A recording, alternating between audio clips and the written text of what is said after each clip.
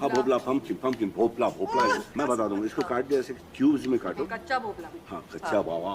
पहले उससे पहले नाखून काट लेना, फिर उसके अंदर कीड़े कचरे बहुत होते हैं। नाखून काट, हाँ समझ गया ना बड़े।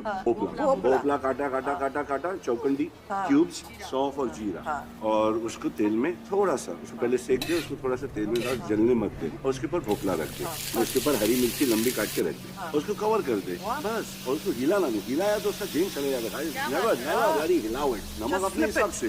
अगर मूड में आ गया तो कड़ी पत्ता हरा दिखना चाहिए, और कंजूसी नहीं होनी चाहिए। मिर्ची ऊपर ताकि उसकी खुशबू अंदर, नीचे से सौंफ, ऊपर से मिर्ची, और बीच में